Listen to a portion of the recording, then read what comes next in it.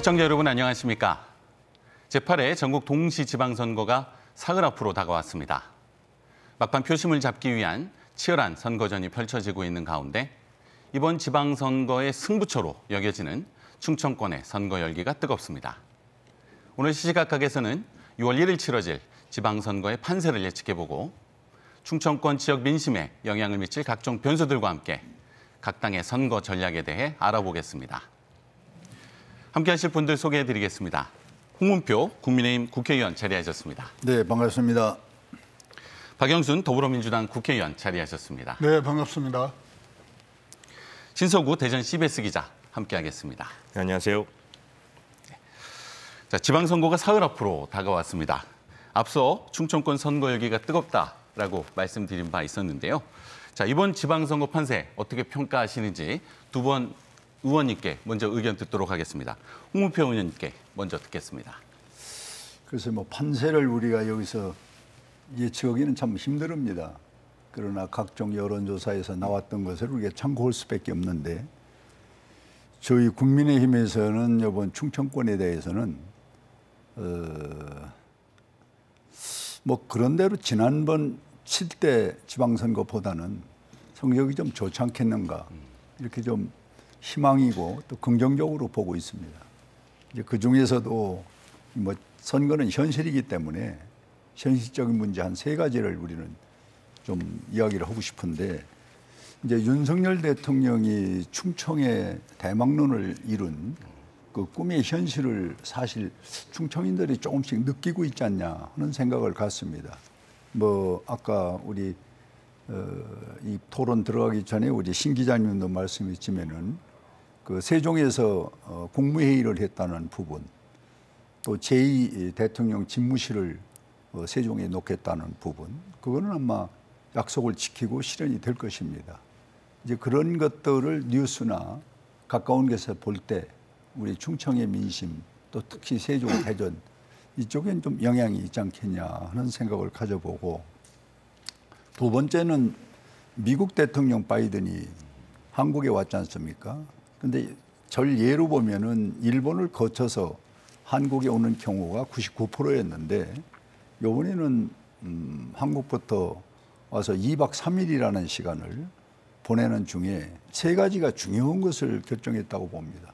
첫 번째는 군사동맹, 안보동맹, 경제동맹 이 3가지를 참 지혜롭고 슬기롭게 양국이 결정을 했지 않냐 하는 데서 믿음과 신뢰를 서로 가질 수가 있는 것이고, 마지막에 한 가지는 좀 유감스러운 일인데 이 성추행 비리 문제가 저는 이번 선거판에서 상당한 이슈 내지는 작용이 되리라고 이렇게 보고 있습니다. 구체적으로 이야기를 여기서 다 드릴 수는 없습니다만은 과거에 2년 전에 그 성추행 문제가 상당히 국민들에게 놀라움과 특히 여성들에게 많은 고통을 줬던 그 사건에서 이어서 어제는 또 양성조 지사도 거기 연루된 걸로 기사가 나오고 고발이 되니까 아무래도 충청권에서는 좀 민감할 거 아니냐. 이 3가지 정도가 저는 이번 선거에서 상당히 이슈도 될 것이고 문제가 될 것 아니냐 하면서 좀 조심스럽게 그 문제를 우리가 좀 쳐다보고 있습니다. 네. 자, 홍문표 의원님께서 3가지 쟁점을 가지고 선거 판세를 분석해 주셨는데요. 박영순 의원님 어떻게 평가하시는지요? 네, 이번 지방선거는 4년 전의 지방선거와 달리 사실상 저희 당이 불리한 여건에서 치르는 선거인 건 사실입니다. 홍문표 의원께서 말씀하신 것처럼 윤석열 정부 출범과 또 바이든 대통령 방한과 같은 그런 컨벤션 효과, 또 아마 국민들이 이제 윤석열 정부에 대한 갖는 기대감 이런 것 때문에 갖고 오는 허니문 효과도 사실은 있을 수 있고요. 또 저희 당 입장에서는 사실상의 관건 선거라고밖에 생각할 수 없는데 윤석열 대통령이 세종시에서 첫 국무회의를 한 것은 초박빙 판세를 이어가고 있는 이 충청권 광역단체장을 비롯한 선거에 간접적인 영향력을 행사하기 위한 일정이 아닌가라고밖에 해석할 수 없는 일이고요. 또 당선자 시절에도 윤석열 당선자가 전국을 돌면서 국민의힘 후보 지지자와 함께 뭐 연단에 서는 등 이런 일을 했기 때문에 저희 당으로서는 상당히 불리한 여건에서 치르고 있다. 그리고 또 뭐 각종 여론조사 지표도 그렇게 해서 좋은 건 아닙니다. 하지만 지금 전개되는 상황을 보면 그럼에도 불구하고 이 대전이라든가 세종, 충남 이런 데에서는 저희 당 후보가 상당히 선전을 하고 있고 오늘자 방송 그 3사 오늘 보도를 보니까 대전 쪽에서는 허태정 시장이 조금 앞서는 걸로 이렇게 나오기도 했는데 충분히 해볼 만하다 이렇게 생각하고요.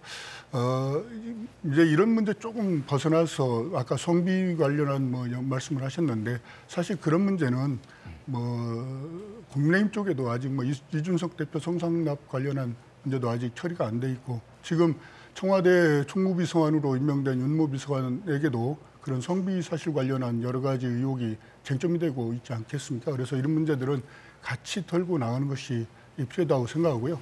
양승조 지사 관련 건에 있어서는 제가 뭐 정확한 사실은 모릅니다만 양승조 지사 쪽에서는 어불성설이다. 이건 말도 안 되는 음해다 이렇게 생각을 하고 관련 그 보도를 한 언론인과 또 관련자들을 전부 고소 조치한 걸로 이렇게 알고 있습니다. 물론 이것이 선거 쟁점으로 지금 막바지에 부상할 수는 있지만 적어도 상식에 입각한 선거운동이 돼야 된다 이렇게 생각하고 가장 중요한 것은 후보의 그 어떤 경쟁력 또 정책 능력 뭐 추진력 이런 다양한 평가를 통해서 어떻게 하면 이 지역을 발전할 수 있을 것인가에 대해서 우리가 관점을 봐야지 그런 후보와의 능력에 벗어나는 여러 가지 정치 외적인 것을 가지고 본질을 흐려서는 안 된다 이렇게 생각을 하고 있습니다. 따라서 저희 당은 지금 며칠 안 남았는데 사직생의 각오로 남은 기간 최선을 다하면 좋은 성과를 낼 수 있을 것이다 이렇게 생각을 하고 있습니다. 네.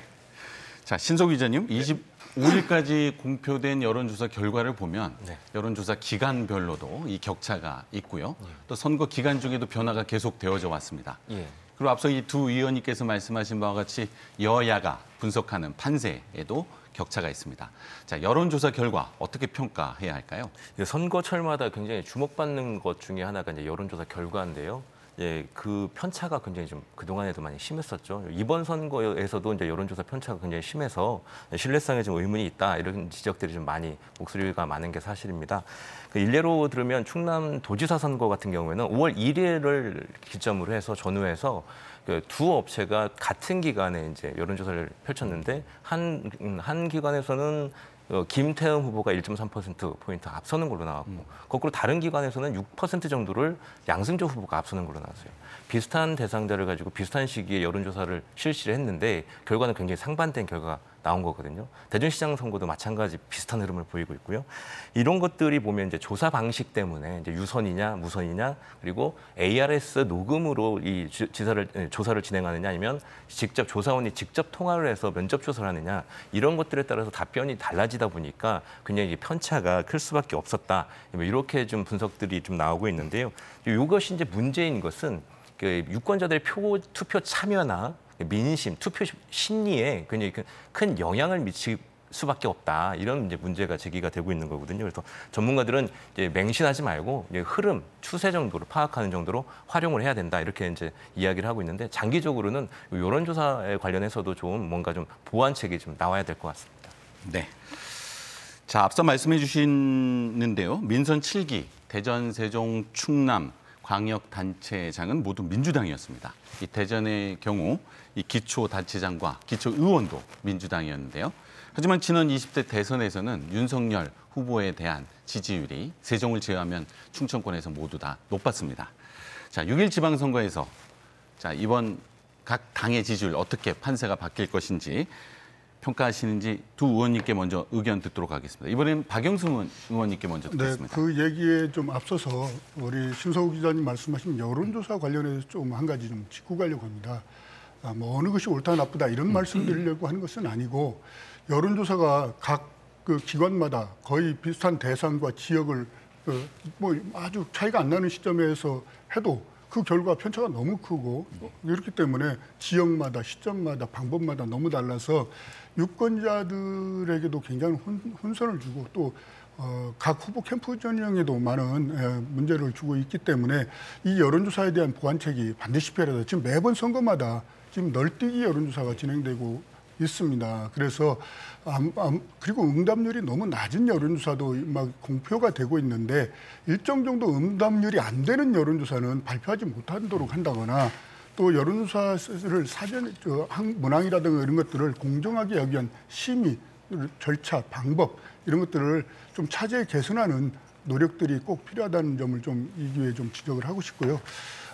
지난번 저희들이 이제 지난 4년 전에 지방선거와는 좀 많이 어려움 속에 있고 또 결과도 달라지리라고 생각합니다.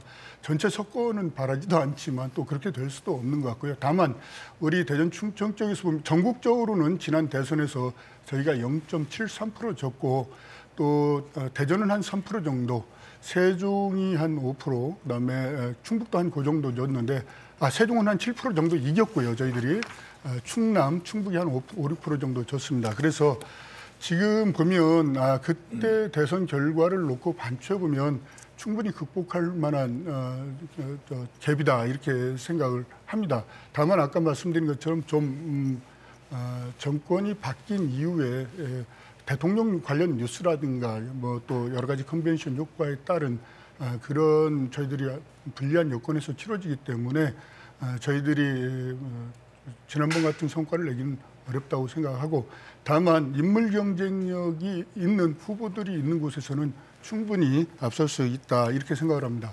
또 앞서 우리 홍문표 의원님께서 이제 윤석열 대통령이 충청 대망론을 이뤄냈다고 이렇게 말씀하시는데 사실 윤석열 대통령이 충청을 뭐 아버지 고향이라고 공주로 해서 수창하고 대통령 선거에 와서 충청표를 얻었습니다만은 그에 비하면 상당히 기대에 못 미치는 결과를 얻었다. 저는 윤석열 대통령이 그렇게 많은 표 차이로 이기지 못했기 때문에 그건 그다지 충청민에게 공감을 많이 못 얻는다 이렇게 생각을 하고 정말로 충청도의 아들 또 충청도의 대망을 실현한 대통령이라면 항공우주청 경남 설립 공약은 취소하고 대전에 하는 것이 마땅하다고 생각합니다. 따라서 윤석열 대통령이 충청권을 사랑하는 그런 징표는 항공우주청 대전 설립이어야 맞는데 아마 그 애정의 척도를 봤을 때 이미 윤석열 정부에서 그닥 그렇게 충청도가 중요시 여기지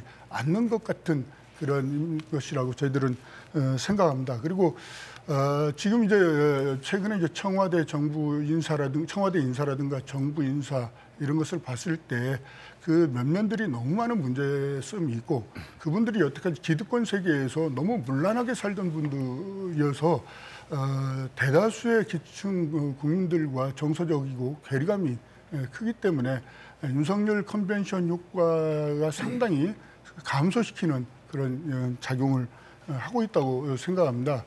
그렇기 때문에 지금 충청권 판세는 과연 우리 지역을 발전시킬 수 있는 유능한 일꾼이 누구인가 이런 문제로 지금 초점이 좁혀져 가고 있고 선거 결과도 거기를 통해서 유권자의 표심이 나타나리라 저는 이렇게 생각하고 있습니다. 네, 이어서 홍문표 의원님 민선 8기 지역 정치 구도 어떻게 평가하십니까? 뭐 아까 말씀드린 대로 7기에서는 우리가 상당히 열세였고 어려웠습니다만은 이제 대통령이 되시면서 충청으로서 지금 박 의원이 몇 가지 단서를 달아서 말씀하시는데 누가 뭐라해도 충청 대통령이라는 건 부인할 수가 없습니다. 그래서 제일 먼저 약속을 지키기 위해서 국무회의를 세종에 와서 한 거고 또 대통령 제2집무실을 만들어 놓으면은 많은 사람들이 역시나 하는 그런 그 믿음과 신뢰가 있을 것이고 또 중요한 거는 지난번 대통령께서 충청을 비롯해서 전국을 한번 돌았지 않습니까? 그때 자기가 약속을 했어요. 내가 당선되면은 지역에 가서 현안 문제를 파악하겠다. 그 일원으로 이제 파악을 하다 보니까 민주당에서는 뭐 관권 아니냐 하는 얘기도 나오는데 그럼 관권으로 하면 뭐 대통령 움직이지 못할 수밖에 없는데 전 그런 것은 아니고 이제 국가에서 할 일은 선거 전과 후에 이것이 똑같아야 되거든요. 선거 전에 약속을 많이 해놓고 후에 가서 약속을 안 했을 때는 또 실망을 주기 때문에 그래서 충청권에는 지금 충북, 충남, 세종, 충남 이렇게 전부 4개 권역이 보면은 22개의 그 공약을 우리 당에서 모집을 해가지고 그 이제 실천 방향에 대해서 지금 구체적으로 플랜을 짜고 있습니다. 그래서 이제 예를 들면은 뭐 충남 같은데 대전도 포함이 됩니다만은 혁신도시를 법으로 그 혁신도시법은 제가 발의해서 만드는 법인데 그 실행법이 없어요. 그 대통령이 사인해야 되는 건데 우리 문재인 대통령이 사인 안 하고 그냥 1년 동안 그냥 가버리는 바람에 지금 공공기관이 못 내려오고 있어요.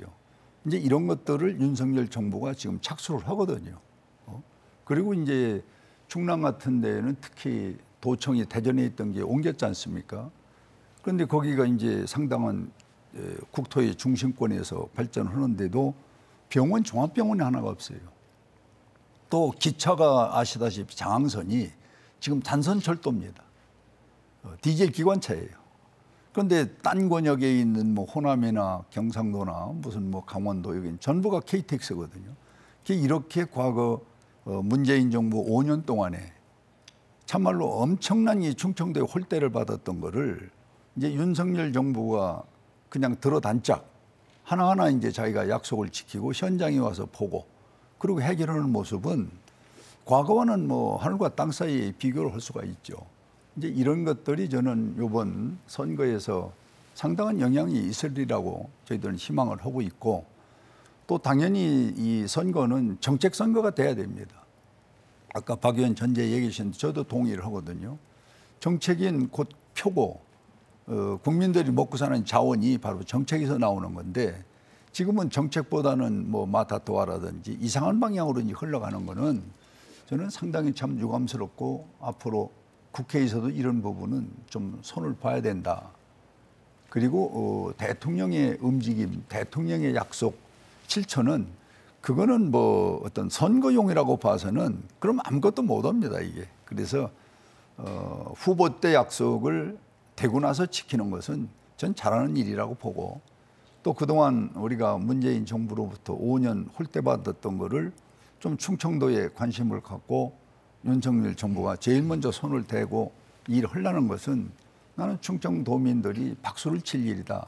이래서 저는 그런 부분에 대해서는 뭐 억측이라고 그럴까 뭐 선거에 이건 대비해서 이야기해서는 안 된다. 순수하게 받아들여야 된다. 이렇게 생각을 합니다. 네. 자, 이어서 시민이자 기자로서 신성우 기자님께서는 이번 지방선거 어떻게 평가하시는지 들어보겠습니다. 예, 방금 홍 위원님께서 말씀하셨던 것처럼 정책 선거로 치러지는 게 굉장히 바람직하죠. 하지만 그 매 선거 때마다 있었던 그 바람이 있었던 것도 부인할 수는 없거든요. 그래서 민선 7기 때만큼은 아니지만 지금도 바람은 이제 불고 있는 것으로 보여지고요. 그 바람이 이제 충청권에서는 윤석열 대통령과 연관된 바람이 좀 불고 있지 않나 싶습니다. 예, 그런 차원에서 좀 들여다보면 그 이번에 이 지방선거 결과도 그 좀 지역구도에 많은 좀 변화가 있지 않을까 이런 생각을 좀 해봤습니다. 네. 자, 판세를 예측하기 쉽지 않은 지방선거인데요. 자, 대전, 세종, 충남 세부 선거구별로 선거 판세 한번 분석해 보도록 하겠습니다.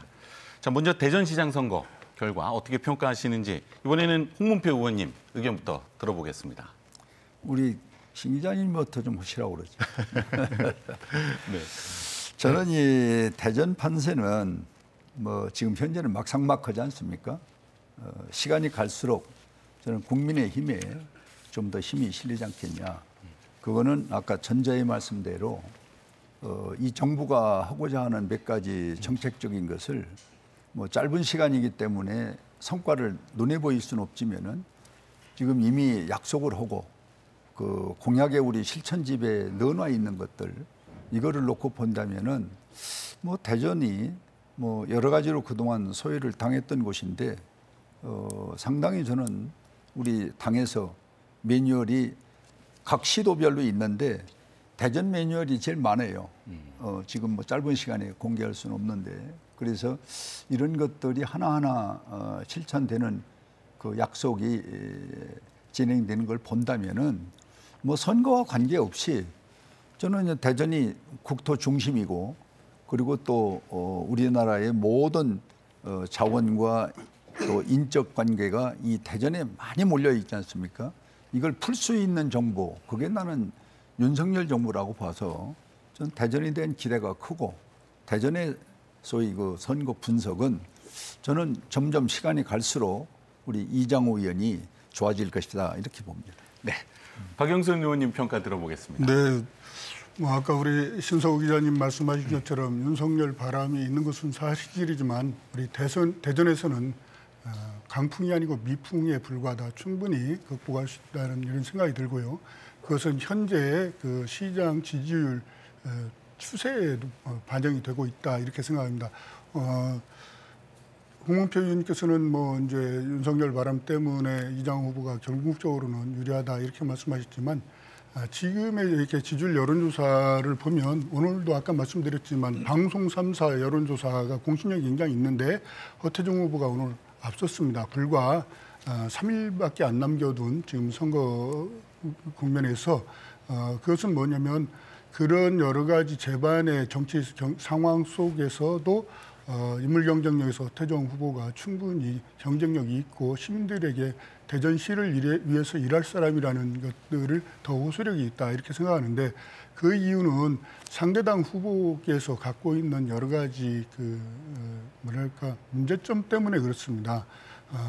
대전시장을 하겠다고 하는 분이 서울에 똘똘한 부동산을 보유하고 대전에서는 집을 팔고 전세를 살면서 대전 시민 경제를 살겠다 이렇게 하면 그 설득력이 좀 부족하고 지난 동구청장 재직실에 동구청장을 운영하면서 있었던 많은 문제점들 이런 것도 있고요. 또 대전에 같은 경우는 구청장 국민의힘 후보들도 역시 부동산 투기 의혹이라든가 또 뭐 농지법 위반 의혹이라든가 여러 가지 문제가 제기되고 있습니다. 그러다 보니까 시민들께서 판단하기에 도덕성이 있고 또 청렴한 그런 시민의 대표자를 원하기 때문에 지금 그런 추세로 그것이 민심에 반영돼서 이번 여론조사 결과에 허태종 후보가 앞서고 있다고 저는 생각하고요.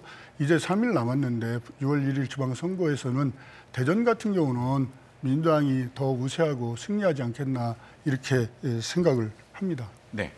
자, 신성구 기자님, 대전시장 선거 판세를 결정할 핵심 쟁점 무엇이라고 평가하시는지요? 예, 제가 볼 때는 이제 두 가지 프레임 싸움이 치열하게 좀 전개가 되고 있다 이렇게 생각이 되는데요. 첫 번째 프레임 싸움은 이제 부동산 의혹과 내로남불, 그리고 두 번째는 이제 무능과 인물 이렇게 이제 나누어서 볼 수가 있을 것 같은데 첫 번째 이제 부동산과 내로남불을 좀 살펴보면 그 민주당 측 후보, 민주당 측이죠. 그래서 상대당의 이제 국민의힘의 이장우 대전시장 후보라든지 또 서철모 서구청장 후보 그리고 김광신 중구청장 후보를 상대로 해서 그 집은 서울에 있고 대전에서는 전세살이를 하고 있는데 세금도 서울에서 내는데 과연 대전 살림을 맡길 수 있느냐 이런 공격을 이제 하는 것이죠. 그러면 이제 거꾸로 이제 국민의힘 측에서는 민주당에 지금 소속돼 있는 박병석 국회의장도 그렇고 또 동구의 장철면 의원도 그렇고 중구의 황운하 의원도 집은 서울이나 세종에 있는데 정작 지역구에는 집이 없지 않느냐 이런 이제 논리를 내세우면서 내로남불이다.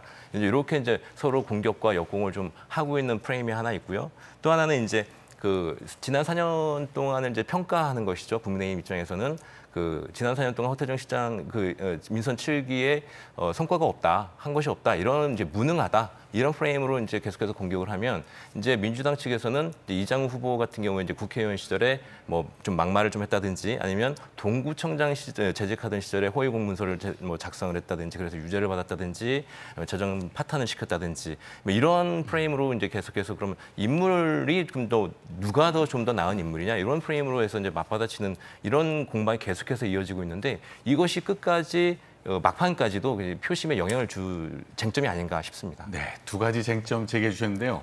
일단은 박영선 의원님 답변하실 사안이 있으실까요? 네, 뭐 지금 신서우 기자님께서 잘 분석을 하셨는데요. 지금은 이제 국회의원을 뽑는 선거가 아니고 시장과 구청장 또 시구의원을 선출하는 그런 선거이기 때문에 후보 당사자를 놓고 비교하고 그중에 누가 더 우리 대전시장 또는 전체 구정을 잘 이끌어 나갈 사람인가를 판단하는 거라고 생각합니다. 그럼에 있어서 현재 말씀하신 것처럼 여당의 후보들이 아직 제가 익숙하지가 않네요. 갖고 있는 그런 문제점은 점점 더 시민들에게 많이 확산되고 있고 그것이 아마 여론조사에도 반영된다고 생각하고요.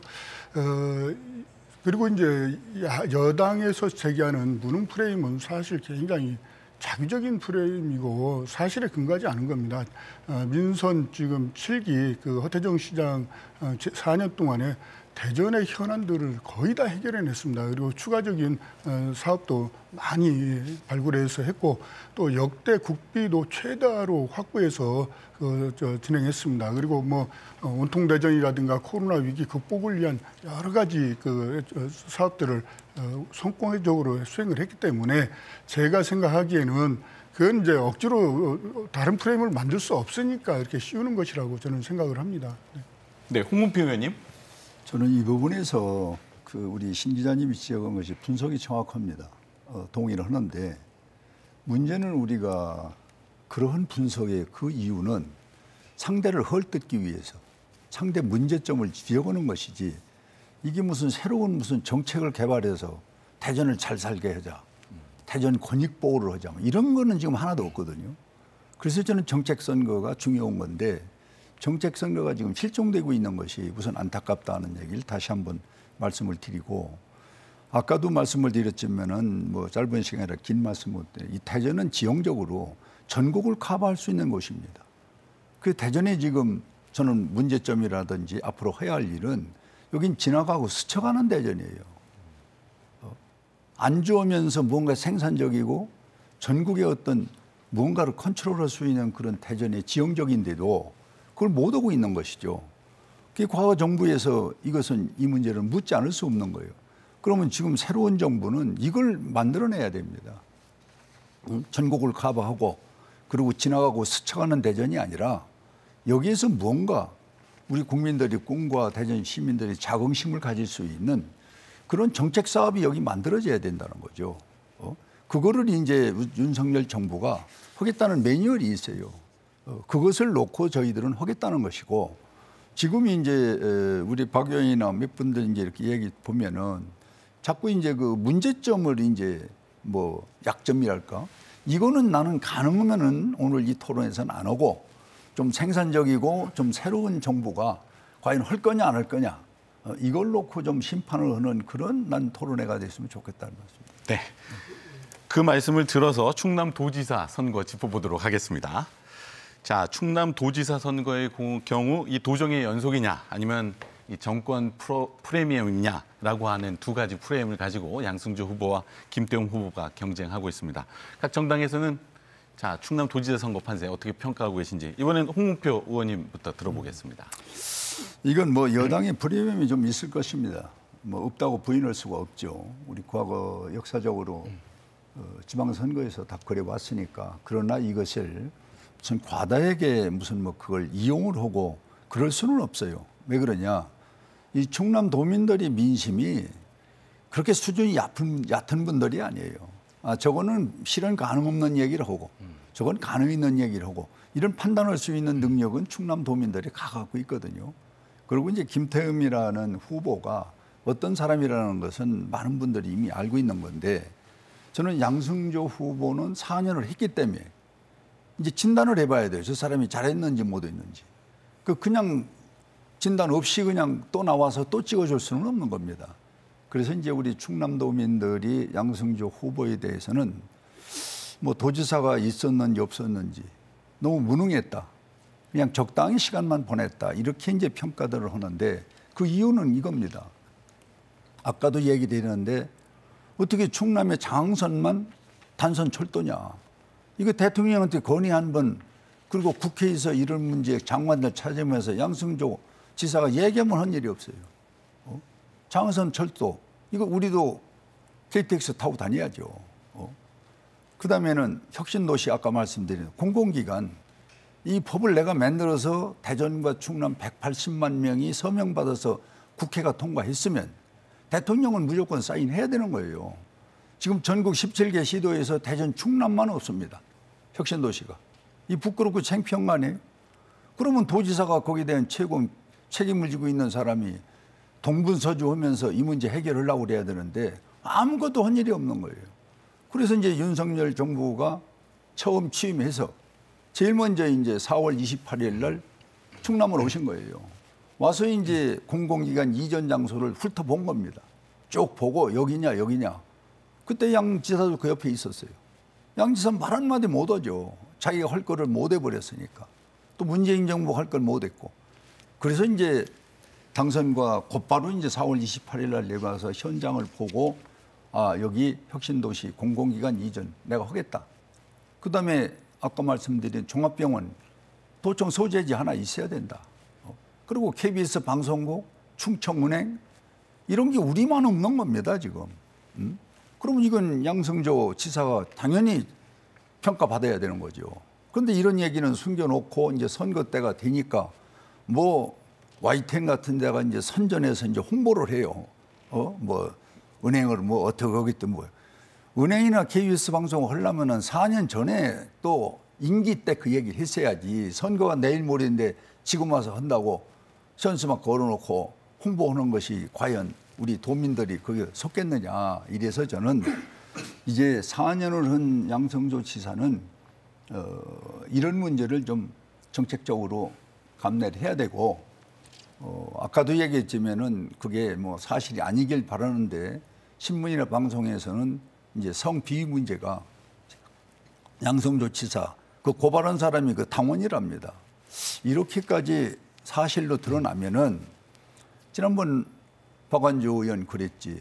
또 지금 먼저 안희정 지사 지금 형무소 성추행으로 형무소가 있지.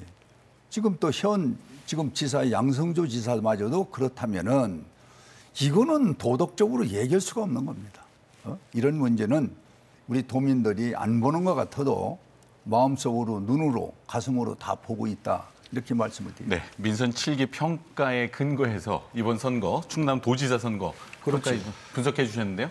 네, 박영순 의원님. 먼저 좀 다시 한번 좀 말씀드리겠습니다. 양승조 지사의 뭐 성추문 관련해서 어떤 일이 있었는지 저는 모릅니다만 현재 양승조 지사 본인의 입장은 전혀 사실무근이라고 하고 또 관련자들에 대해서 뭐 고발 고소 조치를 했기 때문에 그걸 좀 선거 국면이기 때문에 그런 입장도 좀 존중해야 된다 이런 말씀을 좀 드리고 싶습니다. 그래서 사실이 규명이 좀 됐으면 좋겠고요. 그러면 그 사실 여하에 따라서 좀 합당한 책임을 지든 또 뭐 어떤 진실이 규명되면 좋을 것 같습니다. 그런데 거기까지서 당에서는 사과를 했습니다 이미.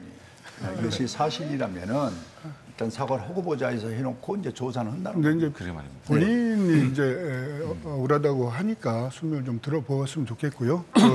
일단 제가 아는 양승조 지사는 2010년도에 그 세종시 원안사수를 위해서 삭발 단식을 22일간 하고 세종시를 지켜내는 건데 굉장히 공헌을 한 분이고 또 충청권에 대한 애정과 또 중요한 역할을 해오신 분입니다. 그리고 역대 도지사 중에 그래도 상당한 그 성과를 쌓은 분입니다. 제가 이렇게 보니까 충남이 대한민국 무역 수지 흑자의 절반을 이상을 이룰 정도로의 그런 경제적 성과도 있었고요. 또 지역 내 총생산 GRDP가 규모가 전국 3위고 1인당 규모는 전국 2위를 달성했습니다. 또 이제 내포의 혁신도시 지정을 우리 홍문표 의원님도 애쓰시고 저도 같이 했습니다. 사실은 저희도 박병석 의장님이라든가 저희 당의 여러 국회의원들도 박범계 의원이라든가 함께 했죠. 이거 충청권 전체의 문제이기 때문에 함께 힘을 모아서 했습니다. 문재인 정부 동안에 혁신도시가 공공기관이 다 이전이 됐었으면 좋겠습니다만 이제 그 새로운 정부로 넘어갔습니다. 꼭 그렇게 되길 바라는 마음이 있고요. 저희들도. 그렇지만 어쨌든 이런 혁신도시 지정과 그다음에 안면도 관광지 개발 사업이라든가 여러 가지 성과가 많은 분이었고 그렇기 때문에 한때 중앙일보에서 그 도적 만족도 여론조사를 했을 때 71%까지 넘어가는 이 정도로 좋은 평가를 받은 분입니다. 물론 김태형 후보도 여러 보관을 가지고 있겠지만 그래서 양승조 후보와 지금 김태형 후보가 어떻게 보면 상당히 호각지세로 지금 하고 있는데 경쟁을 하고 있는데 결국은 충남 도민들께서 지난 4년의 평가를 통해서 우리 양승조 후보를 선택해 주시라고 저희는 믿고 있습니다. 네, 두 의원님의 평가가 다소 다른데요. 우리 신성구 기자님, 충남 도지사 선거 어떤 쟁점이 중요할 것으로 보십니까? 예, 우선 아까 말씀을 주셨다시피 이제 정책과 공약에 대한 이 판가름, 이 평가가 이제 우선시 되어야 되겠지만 그 대체로 정책 공약은 한 60% 내에서 70% 정도는 거의 좀 중첩되는 경우들이 좀 많은 게 요즘의 선거의 이제 특징이기도 한데요. 이제 뭐 항상 그래서 나오는 그 논란이 되고 있는 것이 이제 상대 후보의 내 공약을 상대 후보가 베꼈다 이런 것들이 계속해서 이제 매번 이제 논란이 되고 있어서 좀 그런 부분들이 좀 안타까운 현실이다. 어느 순간부터 이렇게 정책보다는 그러한 논란들이 앞서서 일어나고 있다는 게 좀 안타까운 현실이다라는 말씀을 먼저 드리고요. 좀 쟁점 사안을 좀 보면 또 이제 마찬가지로 프레임 싸움이 될 수도 있겠는데 이제 민주당 측에서는 이제 국힘 김태흠 후보의 이제 부동산과 관련해서 보령에 이제 4,500여 제곱미터였나요? 그 이제 매입하는 과정에서 뭐 다운 계약을 했고 그리고 매입하고 나서 농사를 짓지 않아서 이것은 농지법 위반이다 이런 이야기를 계속해서 하고 있고 뭐 거꾸로 이제 김태흠 후보는 계속해서 판매 목적으로 잔디를 경작도 했고 뭐 밭도 일구고 있다 이렇게 말씀을 하고 있고 또 국민의힘 입장에서는 지금 말씀하셨다시피 민주당의 어떤 성비위에 대한 프레임을 계속해서 이제 이야기를 강조를 하고 계시는 것이고 이런 부분들이 막판까지 좀 쟁점이 되지 않을까 싶고요. 또 하나 이제 짚어볼 만한 것들은 이제 이것도 조금 안타까운 현실이긴 한데 이제 후보들의 출신 지역에 대해서도 좀 무시할 수 없는 영향이 좀 있어 보입니다. 그러니까 김태훈 후보 같은 경우는 이제 보령 서천이 지역구, 보령이 이제 고향이고 양승조 후보 같은 경우는 천안에서 사선을 하고 천안이 고향이고 그런데 이제 인구수가 서로 다르다 보니까 유권자 수가 다르다 보니까 천안의 이제 출신인 양승조 후보가 조금 더 유리한 거 아니냐 이런 이제 분석들이 좀 최근에 있었던 게 사실이거든요. 그것을 이제 불식시키기 위해서 김 후보가 천안에 많은 공을 들이고 공약도 많이 발표한 것도 알고 있는데 충성도가 높지 않은 그러니까 부동층의 유권자들의 입장에서는 막상 투표 현장에 딱 가면 이렇게 누구를 고를까 하다가도 현장에 딱 가면 이제 그렇게 지역에 따라서 이제 투표를 하는 경향이 있기 때문에 이런 현상도 막판에까지 좀 쟁점 혹은 판세에 좀 영향을 미치지 않을까 싶습니다. 네. 자, 마지막으로 세종시장 선거도 박빙의 승부가 계속되고 있습니다. 자, 지난 20대 대선에서는요. 세종시에서는 민주당 이재명 후보에 대한 지지율이 51.9%였고 윤석열 대통령에 대한 지지율이 44.1%였습니다. 지난 대선의 투표 결과가 이번 지방선거에서도 이어질지 우리 두 분 의원님 의견 먼저 듣겠습니다. 박영순 의원님부터 시작하겠습니다. 네, 지난 대선에서 이재명 후보가 7% 앞선 곳이 세종인데 어제 윤석열 대통령께서 세종에서 첫 국무회의를 개최하신 걸 보니까 야 이거 정신을 바짝 차려야겠구나 이런 생각이 들고 사실 그런 영향이 크게 우리 당에게 불리하게 주어지지 않을까 이런 걱정을 하게 됩니다. 그리고 그렇지만 이춘희 후보는 세종시 설계 단계부터 현재 이르기까지 세종시 건설을 위해서 가장 헌신해 온 사람이고 또 세종시의 과거 현재를 잘 알고 또 미래를 위해서 세종시가 어떤 길로 나가야 될지 제일 잘 알고 준비된 분이라고 생각합니다. 물론 지역 여론을 보면 8년 동안 시장을 했기 때문에 오는 피로감도 있습니다만 상대 후보가 지역 활동이 굉장히 미진했다는 점, 이런 점 또 지역에 대한 이해가 부족하다는 데에 대한 여론도 많이 있기 때문에 이춘희 후보가 승리할 수 있는 충분한 여지가 있다 이렇게 생각을 하고 있어서 많은 기대를 하고 있는 게 사실입니다. 네, 홍문표 의원님 어떻게 평가하십니까? 저는 전자에도 말씀드렸지만 세종시는 대통령이 약속한 걸 지키는 상황을 자꾸 이걸 관선이 이런 쪽으로 보면은 그럼 오지 말라는 게 되는데 그 말이 안 되지 않습니까? 그래서 와서 직무를 이제 앞으로 제2 청와대 집무실에서 직무를 본다. 얼마나 세종 시민과 충청인들이 긍지를 갖겠어요. 아, 역시 우리 충청 대통령이구나. 직무하는 장소가 난 더 중요하다고 봅니다. 여기 내려오셔서 용산에서만 하는 게 아니라 그다음에 아까 얘기한 대로 국무회의를 여기서 수시로 개최한다. 난 그 이상 설명할 방법이 없다고 봐요. 이게 세종의 발전이고 우리 충청의 긍지와 자부심을 주는 것이고 아까 이제 충남 부분 말씀을 이제 하셨는데 충남은 저는 사실 정책적인 얘기가 나와야 되는데 그렇지 않으면 참말로 죄송합니다만은 천안 시민이 지금 분노를 충청권에서는 제일 많이 합니다. 인구가 거의 제일 많거든요. 천안이. 아산하고 합치면 뭐 우리 충청도 인구의 반 가까운데 이번 생각해 보십시오. 현 지사 아까 양지사 아니라고 하는데 어쨌든 뭐 당에서 이 문제를 접수를 해서 지금 어렵다는 건 뭐 사실. 그다음에 박완주 의원 다 두 분이 천안이에요. 두 분께서 현 지사도 그렇고 박 의원도 그렇고 이 천안에 있는 분들이 얼마나 속으로 자존심이 상하겠어요. 이게 무슨 뭐 이게 충청도가 양반의 도, 충절의 도 뭐 이러면서 과연 이와 같은 도덕적인 문제가 여기서 발생이 된다 하는데 천안 시민들은 더 지금 아주 울분을 토하고 있어요. 저도 그쪽에 아는 분이 많은데 이사 간다고 그래요. 천안에 부끄러워서 못 살겠다.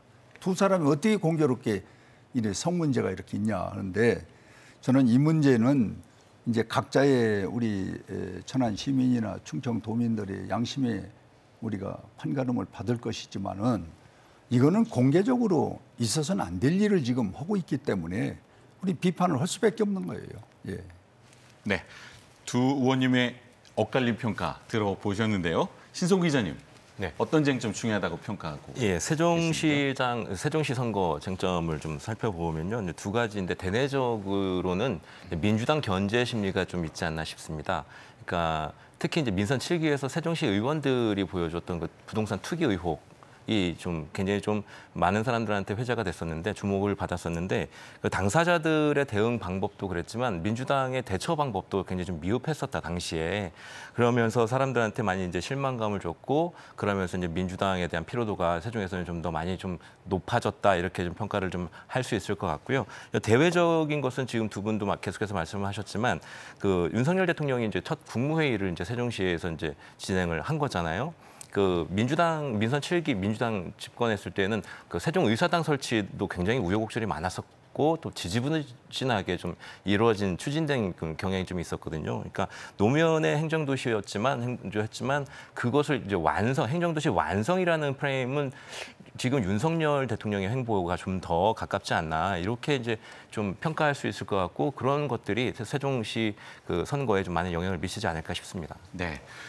자, 충남도지사 선거에 이어서 이 세종시장 선거에 대해서도 신소구 기자께서 아주 중요한 쟁점을 지적해 주셨는데요.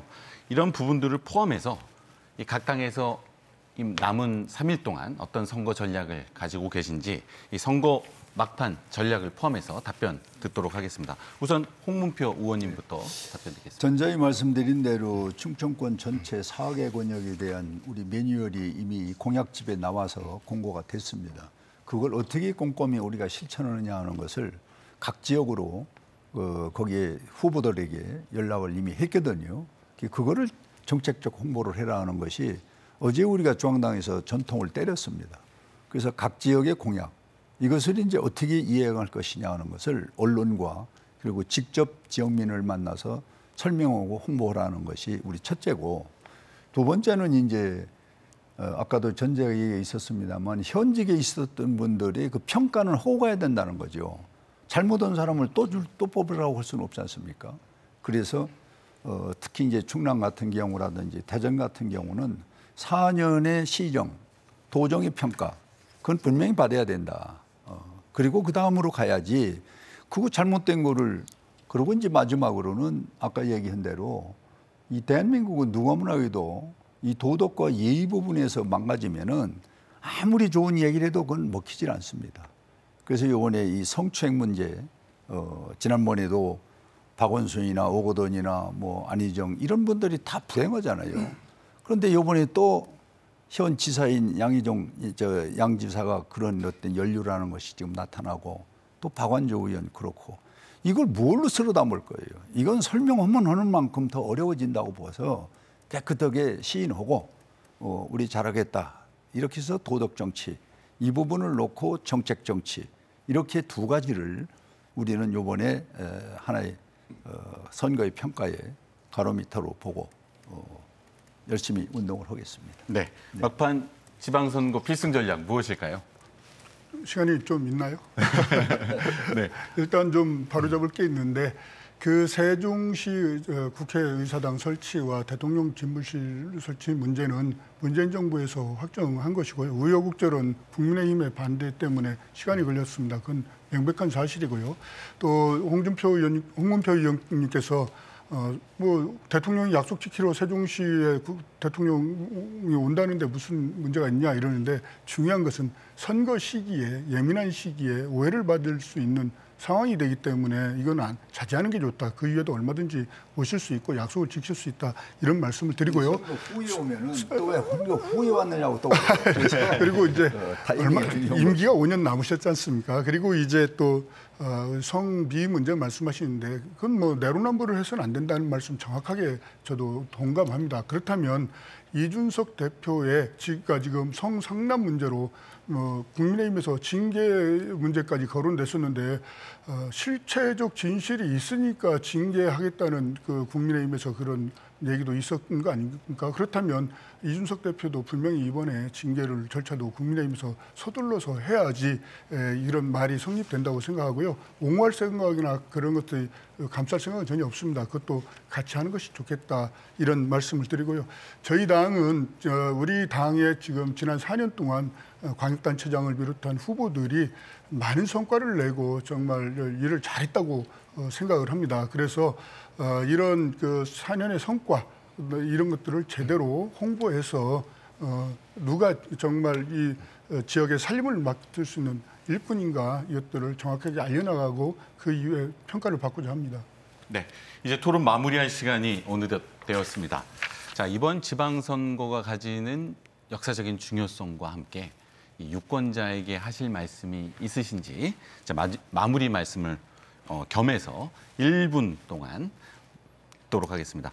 이번에는 신서구 기자님부터 듣겠습니다. 그 지금 선거 쭉 보면 전국적으로 그 경기도를 비롯해서 대전, 세종, 충남, 우리 충청권 이 3개 시도가 경합 지역으로 분류가 되죠. 초접전이 오차 범위 내에서 좀 이루어지고 진행이 되고 있는 것이고요.